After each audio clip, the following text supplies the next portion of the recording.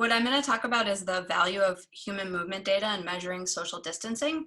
We've developed two metrics through which you can quantify social distancing, and I'm going to talk about one of those approaches, which is around activity in public spaces, and then Nathan is going to talk about a second metric.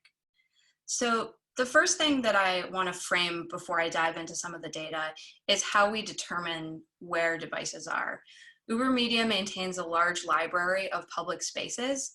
We call those geofences, and what we're looking at here is a geofence for Manhattan Village, which is in Manhattan Beach, California.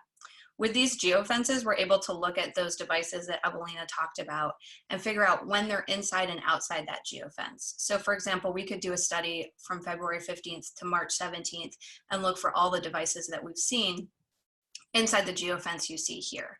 And we're doing that for geofences across the country and the world.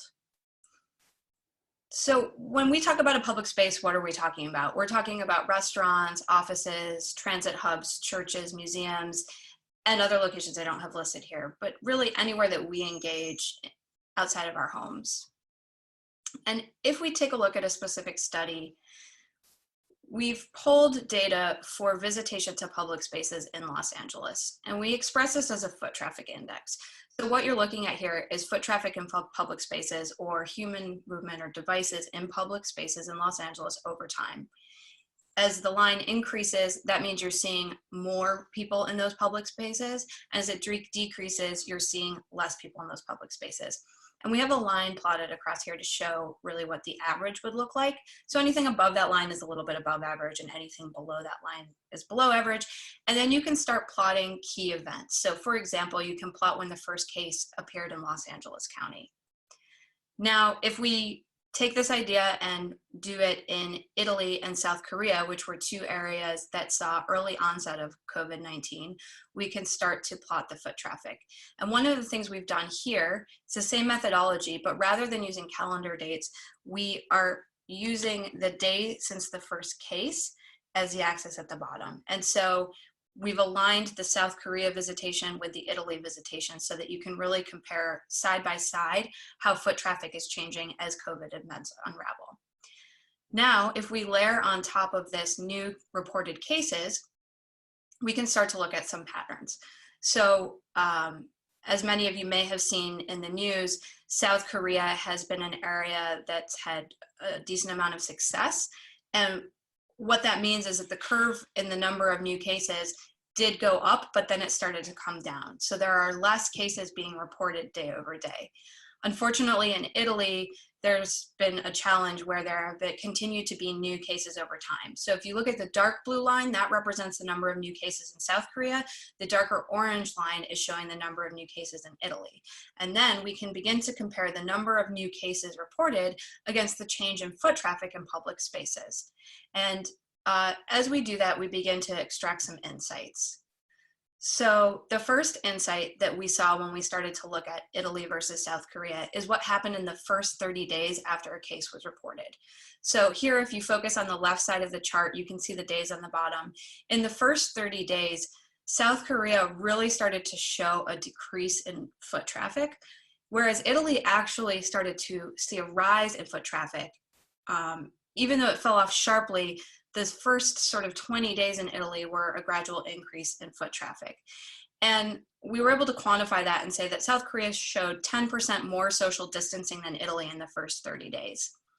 And there are probably a number of factors that play into this, but it is likely that this could be part of what we saw happen, which is that new cases doubled in Italy twice as fast as they did in South Korea. So it was 24 days before cases started increasing in Italy, and it was 48 in South Korea.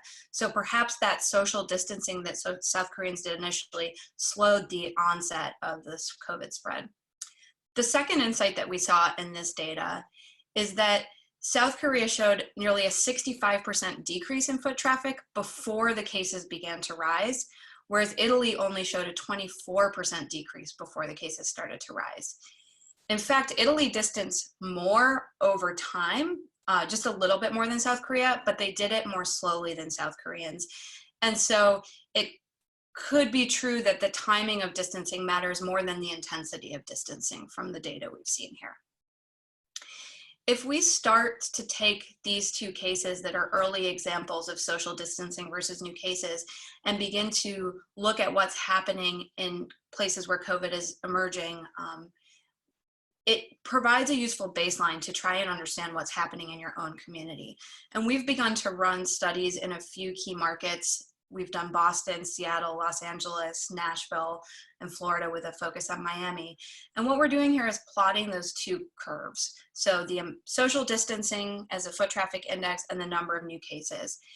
And this begins to let you say, well, are my curves looking more like South Korea or are they looking more like Italy?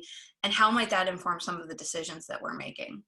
And if we go to the next chart, this is the same data, except visualized in a different way. And it's visualized in a way that allows you to really compare a specific city's trend to, or area community's trend to other communities. And you'll see if you look at the bottom with the number of COVID cases, of course, that Italy and Korea are further along in the pandemic events than other communities. So again, they can be used as a good baseline. So if you were a particular community, let's say Florida, you could focus in on your curves and try to understand what they look like compared to other communities, and then begin to adjust your policy and communication with your citizens.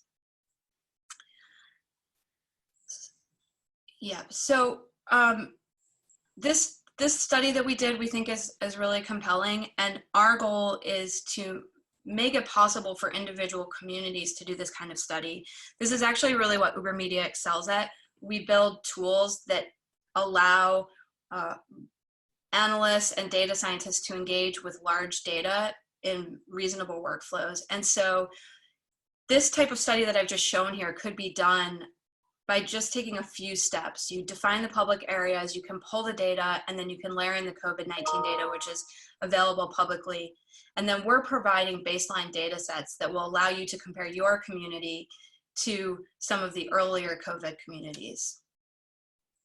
So Kate, actually, I'm going to interrupt you right now. We have some questions coming in from our Q&A. And actually, if you do have any questions, be sure to bring those into the chat. One of our attendees is wondering, have you normalized the number of cases reported for the amount of testing? Perhaps the reason for fewer cases are reported because there is less testing? Yeah, that's a great question. We have not done that normalization in the charts I'm showing you here, but we are working closely with researchers to begin to develop techniques like that. And really, again, to reiterate what I said, we're advocates for the data. We're not public policy experts. So our goal here is to get this data in the hands of people who can do that kind of normalization on the COVID-19 data. Great. Another question from our attendees. Is social distancing in your methodology measured through foot traffic or is it measured through like the actual distance between people? That's another great question. The metric I've shown here, we're quantifying social distancing by using the number of devices we see in public spaces. Nathan is about to show a slightly different metric that we've developed that is about the amount of distance that people are traveling from home. And I will say that we are in a research effort to quantify the actual space seen between devices and the number of devices that are proximal to one another. Okay, and the attendees are also wondering, is UberMedia sharing this data with the CDC or state, local governments? Yep, we're looking to make the data that I've shown here publicly available to any organization, and it will be on our website. Great.